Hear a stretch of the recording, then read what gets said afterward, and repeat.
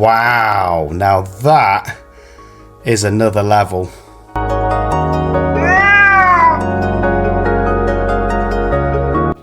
Hi everyone, welcome back to the channel CCUK Resin. I wasn't going to do a project today, but then the postman came knocking at the door and it was an InterResin delivery. So I've got to pour this. This is the large cat jar mold, and it looked stunning when I saw it, so I had to buy it. I've got somebody that's leaving my workplace in work, so I thought she's a massive cat fan. She really likes the colours green and orange, so I'm going to try and intermix these into this cat mold to see what we've got. And I've never been disappointed with an InterResin mold, so I don't think I will be with these. And this, as I say, it's the giant cat paw print jar mold, so it's going to take quite a bit of resin, I think, because it's a good size mold. But look at this. So this is that gem effect on the inside of the mold, and I think it repeats that on the outside, but just look at it sparkling. That is just the silicone, guys. And now let's have a look at the top. And the top's going to be a slightly different effect. So the top is more of a diamond effect, which is going to give us that paw pad look, but I think it's going to be absolutely stunning. And it's the first jar mold I've got from InterResin. And wow, look at that. So I'm going to mix up some resin and then we're going to get straight on with this project. So if you want to see what it looks like, watch till the end and do me a favor, like and subscribe to the channel if you're liking any of the content. Let's get the resin mix, let's get to the workshop and let's go. So we are back and I've mixed up some resin. I went with 400ml in the end because I wanted to make sure I've got enough, and this is quite a big piece, so hopefully 400ml should be enough. I've used the Apex High Gloss, just their standard casting resin. I've always had great results with it in the past. Put it through the debubbler, and as you can see, that is crystal clear for now. So I want to separate it into 5 cups for now. And again, this is experimental. First time I've tried this technique, first time I've used this mold, and first time I've had this idea. So that's what this channel's all about. It's all about experimentation, having a bit of fun with your resin and seeing what we can create. And I'm going to put it in the curing machine just so it cures faster. Beautiful crystal clear resin. As you can see, just going into these 5 separate pots. And as you've probably guessed, there's going to be 5 different colors going into this, but it's always good to separate your resin when you've mixed a large amount, just to be safe that you don't get the dreaded flash cure. And if you've never seen one of those, I did work Froggy Friday Creation Live and we had a flash cure. It was pretty phenomenal.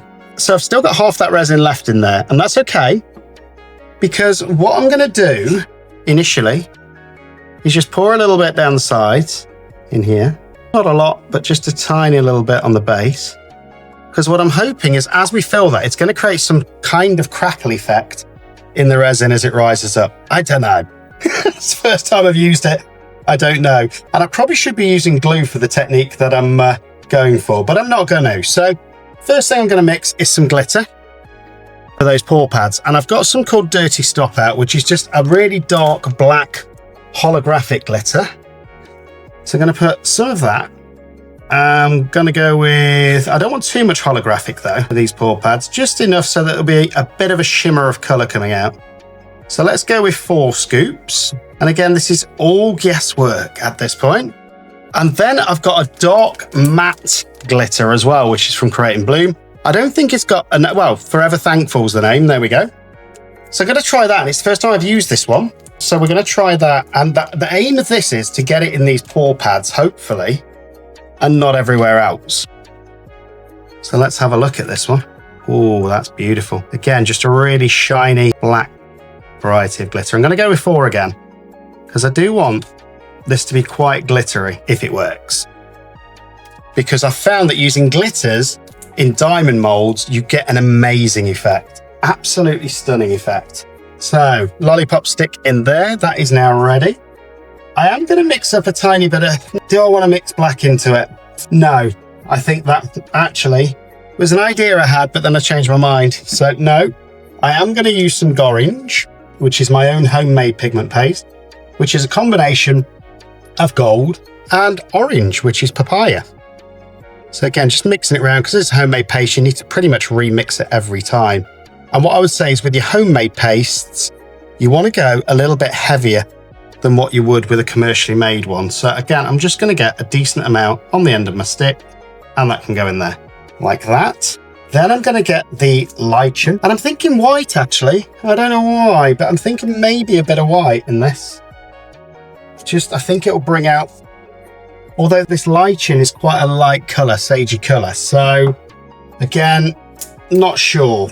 So let's just mix that around. And I've not used this colour before. It's the first time I've used it. And look at that, beautiful. And it's kind of a sage green. Hopefully that's the colour that my co-worker actually wanted. Now with these two, I'm just thinking it would be a shame if we didn't mix in something. Now I've got the resin separated. So just going to grab some alcohol. In fact, no, I'm not. I'm going to grab some bloom drops because I've got a green, which is Lime Fusion, and I've got golden Ember. And I like to go quite heavy with these. So I'm going to go with the full pipette. That's a really beautiful orange. Reminds me of fire. Probably why it's called golden Ember. And then this lime green is so vibrant. And I think it's just going to be interesting to see what these mix into, especially in a diamond mold. And Lou from Create & Bloom says, don't use these in your resin. I don't know why. They're meant to be dripping on the surface of tumblers and things like that. But there's Alexa, if you heard that, telling me it's time for bed. But I've had great success so far in using them in resin. So there's that glittery mixture. And I think what I'm going to do to that, I have got some charcoal storm bloom drops at the side of me as well, just to make sure that that stays reasonably dark, even if there's not enough glitter. So there we go. That's 4 drops of that will be more than enough, just to make sure we've got a beautiful dark mixture, and that'll be enough to color the resin. Look at the difference now. Beautiful. So there's the black. There's the orange, which is a homemade pigment paste. If you haven't seen that video, go back and watch it.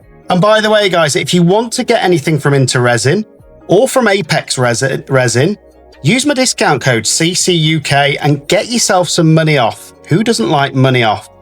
So that is my homemade orange. Beautiful. It's almost like a metallic orange. This is that Lychen. I think I'm pronouncing it right, from Create & Bloom. Again, beautiful color. And then it's just the 2 bloom drops that I need to mix now. And then we're good to pour. So that can be my orange and that can be my green. And again, just going to mix it around in the resin, making sure it all gets colored. And hopefully we'll get a bit of a mixed effect anyway, because we're using some translucent colors in these bloom drops, as well as the more opaque ones in the pigment pastes. And I just like to try things out. It'll either work or it won't. And I think I'm going to have some spare resin at the end as well. So we may have to do some drip molds. And this is that lime green, beautiful, bright, vibrant color. Even though it's not supposed to be used as a colorant in resin, I like it. Let me know what you think. I just don't think you get as much of a colorant if you use it in the resin rather than on the resin. But look at that, that definitely colors it. Lou, if you're watching this, start experimenting with them. So here we go, pour time. Literally, pour time, excuse the pun. So if ever you mix from these cups, it's just a lot easier if you just literally bend your cup like that, and then you can pour. So I'm going to try and aim to get it just in the pour pads if I can, and hopefully that'll just give us a nice colour. And as I say, I might have to mix up a little bit more because this big pour pad certainly takes up a lot. Depends how much these little ones take. And I'm being careful to just hopefully get it in the pour pads. I want those to be dark. More drop, come on. And again, I don't know if this will work or not. I don't know if they'll all intermix anyway. It was just a fun experiment that I thought would be a great way to test out this new mold and see what we get. But actually, I think 2 ounces was about right in this black glitter paste. A couple more drops in there and that will be full as well. So that's all I'm going to do with the black. Now, I'm a little bit crazy here, but I want to intermix these and almost get a bit of a marbling effect as I pour. So what I'm going to do, I've got a spare used cup at the side of me, great for this. And I'm going to pour about half in of this green, move it to one side. Then I'm going to go half in of this green. And these are very different consistencies. So I'm just intrigued as to what it's going to do. Then the orange, about half. Then the golden ember, about half. And then go back in with the same colours. So it was the Lychen. And then it's whether I mix it round before I pour. I don't know if I'm going to this time.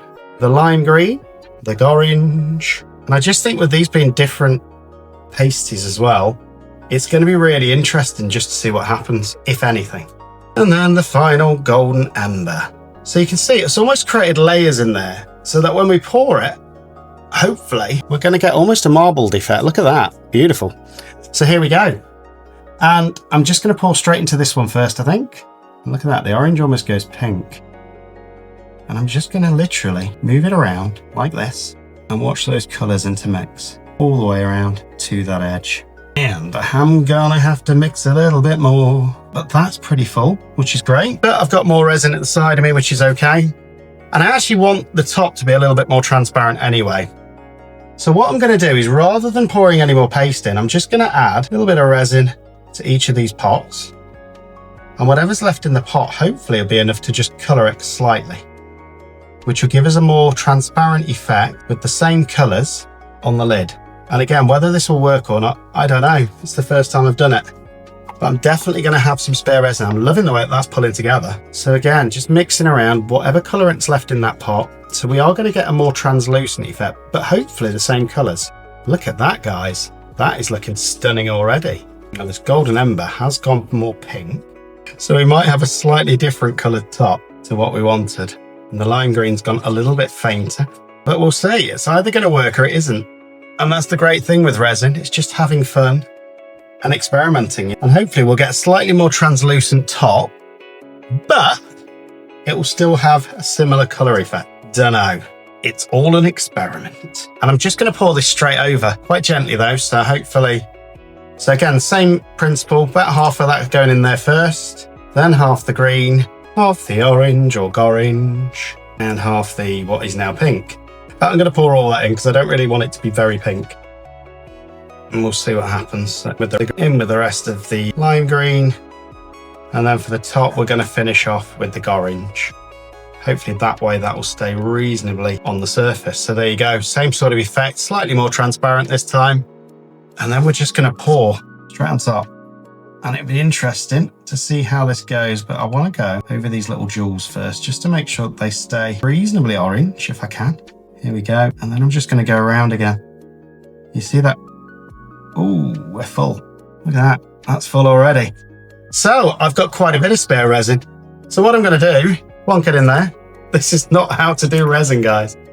I'm going to scrape everything out as well. And I'm going to fill up some drip molds and see what happens. Never waste any resin. Look at this. Might even have enough to do a frog, which would be really cool, I think, in these colours. I think there's 4 ounces in there if I'm quick. I don't know the math on it. I might ask you guys in a minute once I see how many mils left. But this is how I use up my resin, guys. If I over pour, I just go a little bit crazy with it. And I have got another InterResin mold that I haven't tried yet, but I'm going to save that for another video because they're not cheap and it's good to try and experiment with them a little bit. I always love doing a few spare pieces anyway, because you never know what you're going to get and they could be your favourite pieces. So for this, I think I've got enough to do a frog. So what I'm going to do is just literally swirl it 3 times. 1, 2, and 3, 4. And then I'm going to leave that as it is. Now I just need to grab a spare mould. What have I got to the side of me? Do you know what? I think I've got enough in here to do another InterResin one. How much have I got? Got 200 mil. I don't think it'd be enough to do a giant one, but what else have I got that I haven't tried? So I've got these little skull molds from Temu, and I think this could work really well in these. So I think they'll make really cool key rings or something like that. Let's get them all out and see how many I can fill with this spare resin. And I'm gonna just quickly have another check, making sure that's full, which I'm pretty confident it is. Almost doming, just before I use all the bits on these spare skulls. Then we're gonna fill the skulls. Then I'm gonna let it cure for a couple of hours, and I'm just gonna torch the surface, staying away from that edge as always, especially since I've just put alcohol inks in this. Oh, I can see a bubble in there as well, so I am gonna have to get a stick in a minute and get the bubble out the edge, which hopefully doesn't ruin the design too much. But let's see how many of these little skulls I can get done in this colour mixture. I've got a tiny bit of that glitter left as well. So we could probably do one of them just in glitter. Again, great way to, I think, use up spare resin.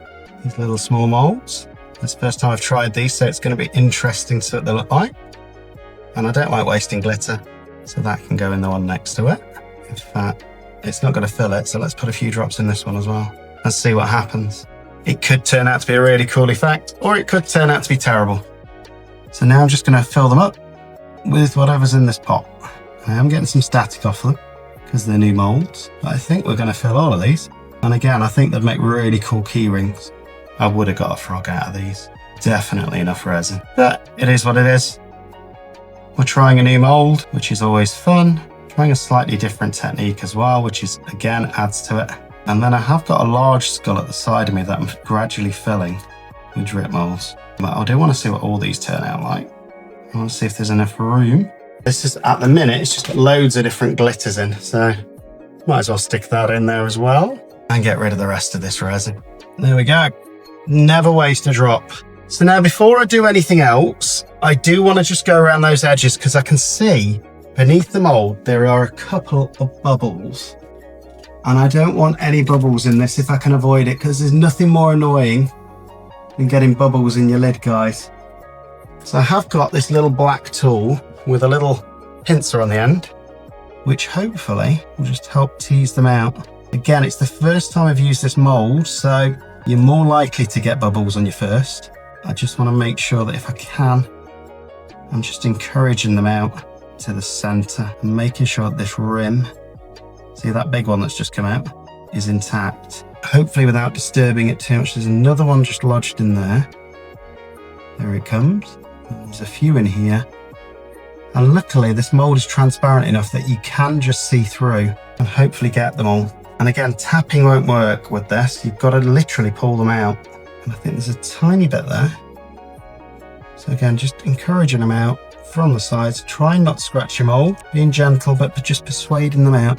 Because especially with this hopefully going to be a gift, I want all of these bubbles to come on out and allow it. There we go. So look at those bubbles there. Go away. If you don't do that, they will cure in your piece, which I don't want. I think this mould will be okay. It's this one with the edges, and it's always these ones with an edges for a tray or something like that where they all stick. But I'm pretty sure I've got them.